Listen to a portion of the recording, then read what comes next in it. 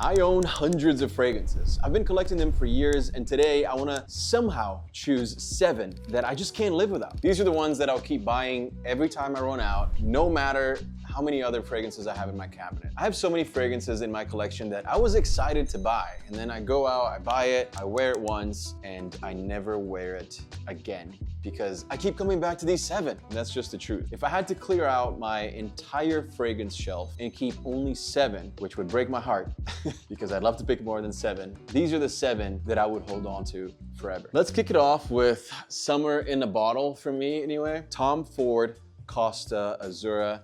This has notes of driftwood, seaweed, lemon, cypress, and oakwood. It's citrusy, it's woody. Now, this is my go-to summer fragrance. I've worn it on a bunch of vacations, to rooftop parties in New York City, in LA when I lived there, to meetings when I just want to smell clean, but also elevated, right? Tom Ford, to me, always has that elevated scent. You always smell kind of expensive. Somehow, he just really bottles up wealth and expensive and elevated all into his fragrances. So Tom Ford has done an incredible job when it comes to his fragrances, and I actually have 2 Tom Ford fragrances in these 7. And for me, it's just one of the best fragrances ever made for the summertime, for springtime. It's like golden hour cocktail of a fragrance for me. And you know, you can see that I put a pretty good dent on this fragrance, and to be honest with you, I don't really do that with a lot of my fragrances because I have hundreds of them. So that's like, it's impossible to go through fragrances when you have so many of them. So I really have to like it to even put this much of a dent in a fragrance like this. And this is my 2nd bottle, by the way. So absolutely love this. I mean, I really love the packaging and I really love the scent. They did an incredible job. I can't live without this fragrance. I actually just started wearing this again now that it's a little bit warmer outside. So I'm excited to be able to wear this again now that it's spring and summertime. The next fragrance is actually a newer fragrance that I picked up about 1.5 years ago. And it will always remind me of a trip that I went to that I just was a meaningful trip to me. I went to Dubai for New Year's from 2023 to 2024. This is the Harmonist Hypnotizing Fire. It doesn't get enough attention, but it's magic. It's not one of the most popular scents, and to be honest, a lot of the fragrances that I chose today are very popular scents just because the fragrances I kind of grew up with, the fragrances that really mean something to me are very popular, but it speaks to me. It's very strong. It's so crazy strong, this fragrance. Like, I can't spray more than 3 sprays with this fragrance. It's that kind of fragrance. It's very intense. It's powerful. It's warm. It's spicy. It's a little sweet. It can be very intimate if you don't spray a lot of it, because it can also be very overwhelming if you spray yourself 5 times, for example. It has notes of pimento berries, Bulgarian rose, patchouli, vanilla, and praline. It's a great fragrance to wear on dates if you go very light-handed. I'm telling you, 2 to 3 sprays max. It's seductive without trying too hard. Definitely smells expensive. And to me, the bottle, the packaging, they just did an incredible job with this. I actually have a candle burning right now that is the Harmonist Hypnotizing Fire candle, and I love the way that it makes my house smell. So not only is it a great fragrance for your body, for going out, but also if you want to get the candle, which it's a little pricey, but it's an incredible fragrance. And out of the 7, like I said, this is one of the few that not a lot of guys will be wearing. So if you want something more unique, it's this one here. This next fragrance is just something that I don't even wear that much anymore, but I can't live without it just because I have so many memories with this fragrance and it just means so much to me. It's the Acqua di Gio from Giorgio Armani Profumo. So this is one of the most versatile, reliable fragrances that I've ever owned, and I've repurchased this many times. Anytime I see that I'm getting low, I just go ahead and I buy a new one. This one, the bottle's about half full at the moment. I haven't sprayed it in a while, so I feel like I should. It just smells so good. It smells like any guy can wear this fragrance to anything. Like literally anything. You could wear this to the gym. You could wear this on a date. You could wear this to a job interview. If you go late, job interviews, you gotta be careful. You could wear this to anything and it won't offend anyone. Acqua di Gio in general, right? Like, it's just mass appealing. Everyone will love it, but Profumo, they somehow one-upped themselves with this one, and I highly recommend it to any guy. It's an incredible fragrance. It's got notes of bergamot, incense, patchouli, and marine accord. Now, imagine everything that you love about Acqua di Gio, the original, because, you know, let's be honest, it's one of the best-selling fragrances of all time. If not, might be the best-selling fragrance of all time. But it's deeper, it's more mature, it's more elegant, it's fresh, but like not like a childish fresh. It's a more serious, elevated fresh. Light enough for daytime, rich enough for nighttime. It's the Swiss Army knife of fragrances. It does everything. It covers all grounds. Talk about a signature scent, right?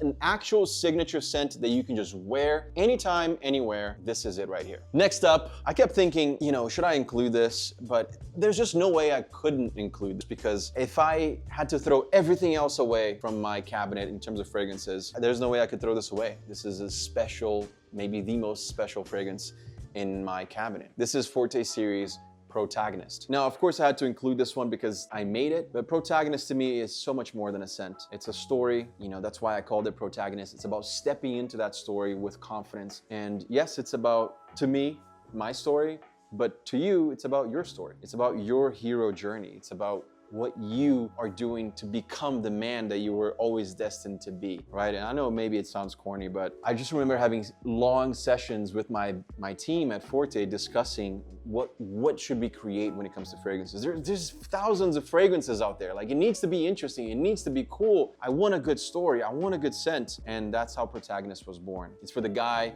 who's ambitious, guy who is centered, the guy who knows what he wants, what he can bring to the table. It's got notes of bergamot, cardamom, orange flower, geranium, vanilla, and amberwood. And it opens up with this fresh, clean, magnetic vibe. And it settles into like a warm, smooth base, and it oozes confidence. It smells like confidence. This is your, you know, I was talking about Profumo and how this is a great signature scent. That's exactly what we wanted to do with Protagonist, and we were able to do it. You can wear it year round. You can wear it on a date. You can wear it to the gym. You can wear it anywhere you want. And that's exactly what we did with this. And I'm so grateful that the Forte community and you guys agreed with that, because I was really putting myself out there when I made this fragrance. It was scary, but obviously I can't get rid of this, you know, and this isn't on the list, Antagonist, but you know, obviously I wouldn't get rid of this either, but I don't want to take up 2 spots on the list with Forte fragrances. But Antagonist is kind of the opposite of Protagonist, right? If this is the hero, this is the anti-hero. It's the dark, mysterious rival. It's got saffron, black pepper, oud, tonka bean, and then a slight hint of passion fruit, which when I say that, people are like, what? Passion fruit? Trust me, it's insanely good. And this is one of those fragrances like Hypnotizing Fire that you cannot spray a lot of it because it punches you in the face. It's really powerful. So that's all I'm gonna say about Antagonist. An incredible fragrance, and if you love it, you absolutely love it. This next fragrance, I got it last summer, and I think it came out last summer too. I'm not sure, but I wore the shit out of this fragrance last summer. And you can bet your ass that I'm gonna be doing the same thing this summer. This might be my top 3 fragrances for summertime since I got it last year. This is Parfums de Mali Perseus, and it's such a gem. This is bright, very vibrant, even from the bottle you can tell, but it's still classy. It's fresh, it's young, it's very heavy on the grapefruit. So the notes are grapefruit, bergamot, vetiver, and ambergris. It's basically spring, summer in a bottle. But you do have to like that citrusy, you know, that grapefruit vibe, because it's pretty heavy on that. But man, what an incredible fragrance. Like, Parfums de Mali, they make some beautiful fragrances, but this one just really spoke to me. And you can't feel it there, but it's like, it's getting empty, man, which for 1 year, only, that's crazy. Typically when I go on trips, I'll bring this if it's a summer trip. So that tells you everything you need to know. This is an incredible fragrance. Got energy. It gives me that confidence that I'm gonna smell good even when on a hot summer, like humid day. It's not gonna just melt on my skin, and which is really, really important for a summer fragrance. For example, this is another summer fragrance that does that. And this one wasn't on the list, but Hermes H24 to me is one of those fragrances that maybe not as good as Perseus, but really, really great fragrance. Doesn't make me feel like I'm melting in the summer. Very light, inoffensive, and just beautiful. So another great choice here for you guys that are looking for a summer fragrance. The next fragrance that I have on the list is a fragrance that, you know, some people tend to on, some people absolutely live by and love, and I'm on that second category. I live by and I love my creed, Aventus. It was my first expensive bottle of fragrance. I actually got it as a gift for my 30th birthday from my friend, Benjamin Seda, based Zeus himself. And man, you know, I just remember being so happy when I opened this. It's just a classic. It's just a classic. And I was looking at my cabinet and trying to decide which 7 I wanted to go with, and I couldn't get rid of this one. You know, I have it in this bottle. I have the 10-year anniversary bottle, which is stunning as well. And you guys know that I work with Creed a lot, and to me, you know, it's an amazing brand that makes incredible sense. Been doing it for a long time. I'm actually going to France with them next month, and honestly, that has nothing to do with why I picked this fragrance. It's just an absolutely beautiful fragrance, and it deserves this spot. It has notes of pineapple, birch, blackcurrant, musk, and oak moss. It's iconic for a reason. You know, it's masculine, but not overpowering, right? It's bold, but not something that you're gonna get tired of. The only problem with Creed is that it became too popular. And that actually is a trend with fragrances that are really good, right? What's the problem with Dior Sauvage? It's not that it's a bad fragrance. As a matter of fact, it's one of the best fragrances ever made. And that is the problem, right? Too many guys wear it. So it's kind of like death by popularity when it comes to fragrances, right? Because too many guys wearing it means that it's now generic, not special. You don't want to spray Creed on or Dior Sauvage. It smells incredible. But then you go talk to a girl and she's like, oh, you smell like my ex-boyfriend. Just shoot me now, you know? And unfortunately, when you become too popular, that's what happens when it comes to fragrances. However, you can't deny that these are incredible, incredible fragrances. And when I got this fragrance, like I said, I turned 30 and I was wearing, you know, my YouTube channel started to pick up and I was feeling really good. And I was wearing this to meetings, I was wearing it to dates, I was wearing it to go out and hang out with my friends, to go to clubs. It was the first time that I like had some disposable income and I was enjoying life. And this will always bring back those memories, always. You know, fragrances are like time machines sometimes. You smell it and it just brings you back. I have a fragrance, Calvin Klein Eternity, that I have in my cabinet that I never wear. But once in a while, I'll just pull up the bottle, smell it, and just remember of me being in high school and wearing Calvin Klein Eternity. Literally in high school, in 8th grade. And you know, I'm never gonna wear it, but I love it. I love smelling it and going back in time. Back in time when I was a little kid with pimples and had no idea what I was doing with my life, barely spoke English, was very skinny, you know, and was just having fun, just figuring out who I was. For this last fragrance, you know, I have 3 fragrances here in front of me. I'm gonna choose one just because I have to. This is how indecisive I am when it comes to this stuff, because I have the fragrances here and I'm like, let me pick like 10 and I'll choose the 7 on the spot. And you know, these are 2 that I was really thinking about going with. I'm gonna go with Ombré Leather. I think Beau de Jour might be maybe even technically a better fragrance. It's easier to wear. But Ombré Leather just has a special place in my heart. You guys know that I always recommend this fragrance, so I don't want to sound like a broken record, but it's an incredible fragrance if you like that leather, sweet leather scent. You know, it's not for everyone. It's not a people pleaser. It's not a mass appealing scent, but if you like this fragrance, it is an absolutely incredible fragrance.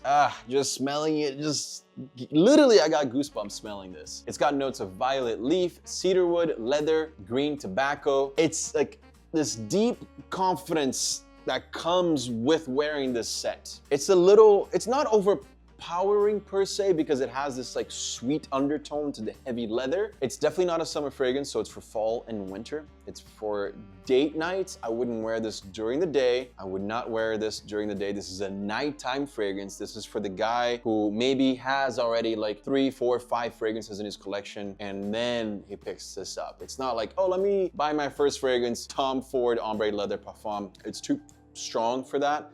So, it's just so good. I'm gonna have to wear this again very soon before it gets too hot to wear it. One thing I've learned about fragrances too is, guys, you know, I'm choosing these 7 fragrances for life, but there are chapters of your life and you change the fragrances that you wear for each of those chapters, like I did for Calvin Klein Eternity when I was in high school. Like I was wearing Acqua di Gio shortly after that. Like I was wearing Perseus last summer. I'm probably not gonna wear it for the next 5 summers, but for this chapter of my life, living in New York City, enjoying summertime in New York City, I'm gonna remember this every time I smell this fragrance. I'm gonna remember this chapter of my life. So use that power that fragrances give you, which is this time machine. You know, bottle up this chapter of your life into a bottle. Put it into any of these fragrances that I mentioned. You know, put one summer of your life into these fragrances, and it's just a beautiful thing. It's just amazing. This is, to me, the best thing about a fragrance, is being able to bottle up a memory into one of these. So if you want to see all of these fragrances, I've listed them all below. I would love to know what your favorite fragrances are right now, so comment them below, and I'll be going through the comments today, and I'll see you guys in the next video.